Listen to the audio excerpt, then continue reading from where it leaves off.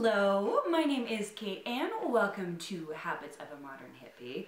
Now this video has nothing to do with the dogs. However, every time the camera comes out, they think they're getting like a treat box opening and all of that fun stuff. So apparently they have come to join us. So this video is all about how to make your own elderberry syrup.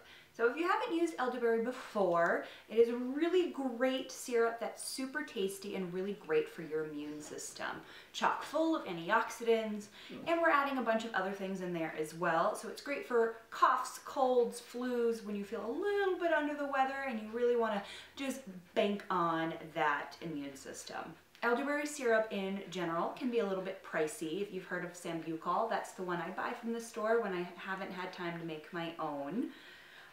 So this is a lot cheaper version of that. That's actually going to be a little bit more potent than what you're going to get in the store because the added ingredients give you a little extra immune boost.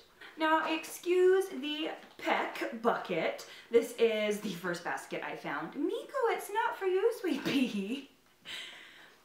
Hi. But this is all the ingredients in here. What you'll need is about a cup of elderberries. You can buy these in bulk online, and if you live near a natural grocer or another kind of health food store like that, you should be able to find them in bulk there as well. These are from Natural Grocer, and they're about $18 a pound. I know they run about $20 a pound online, but so totally up to you and how much you want to buy. Of course, I only bought 0.2 pounds here, so if you're going to get the full thing online, it's actually a really great deal. So, a cup of elderberry. Then you'll need some honey. This is almost empty now. I have a new order coming in from my farm stand, but you'll need about half a cup to 3/4 of a cup of honey, depending on how thick you like your syrup. I made a couple of cinnamon sticks. You can't have the cinnamon, no. Rosemary. I prefer rosemary that's still on the stalk, nice and fresh. However, I used it all for this recipe, so I'm showing you this after I have made it, and this is just the dry rosemary. You'll need some cloves. About a teaspoon of those, and these are whole cloves, so they have the bud on them and all of that. These smell wonderful. They just smell like fall, and being in fall right now, even though it doesn't feel like it here in Denver because it was 80 degrees today, I love the smell of this. Then you'll need a lemon. You actually just need the rind of the lemon. I use about half a rind of a lemon, so you can use this for lemon water in the morning and whatnot. You just need the outside. And then last, apparently Miko wants some ginger as well, some ginger root. You'll need about a thumb of ginger. And if you would like every single ingredient like full on written down, I did a blog post about this on modernhippiehabits.com. I will link the blog post in the first line of the description below, but it lists out all the steps, all of the ingredients, how much of what, etc. So it's a lot easier just kind of like look down there versus having to go and pause this video for each time.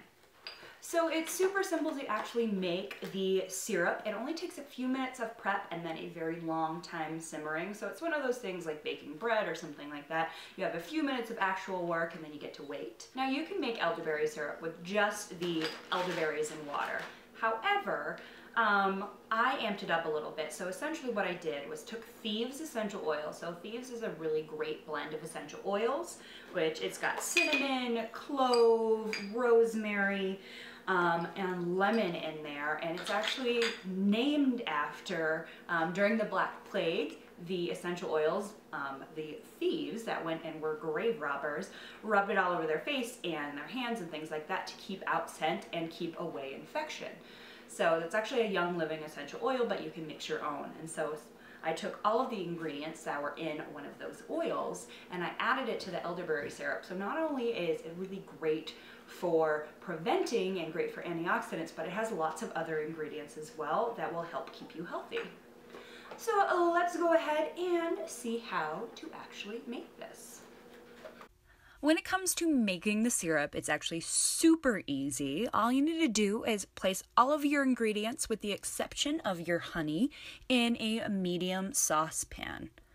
So we're adding in a cup of elderberries, about a teaspoon of cloves, a couple of sprigs of rosemary, 2 cinnamon sticks, the rind of half a lemon, and then about a thumb's length of that ginger. Make sure you skin your ginger and then chop it up before it goes into the pot. Add your water and then place the whole thing on your stove at about a medium to a medium-low heat. Bring that up to a boil and then let simmer for about an hour. You can go a little bit longer if you want to get more of that moisture out. It's totally up to you how thick you'd like your syrup to be. I like mine a little thicker, so I did it for about an hour and 15 minutes. But liquid is sometimes a little easier to get down, even if it is a little messier if you're trying to keep it on a spoon.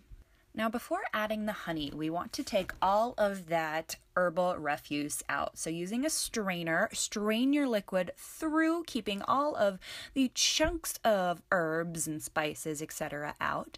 And then go ahead and add your honey into your mixture.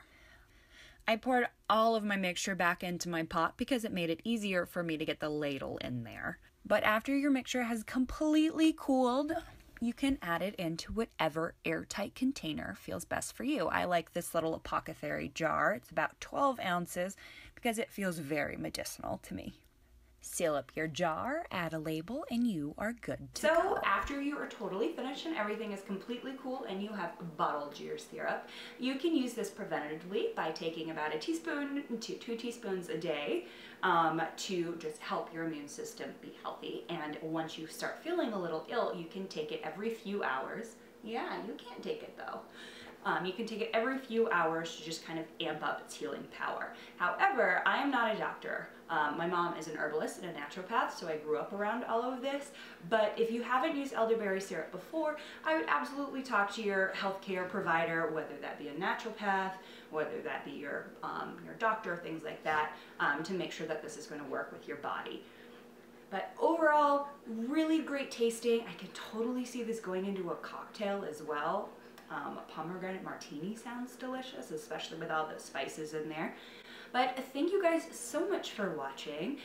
I know it has been a very long time since we've had a video on here, so it is great to be back in front of the camera, and I love to see what you guys have to say. So please let me know in the comments below if you have any tricks or tips to help you get healthy or prevent getting sick, especially with winter coming up and we know everybody's gonna get the sniffles. I'd love to know what you do.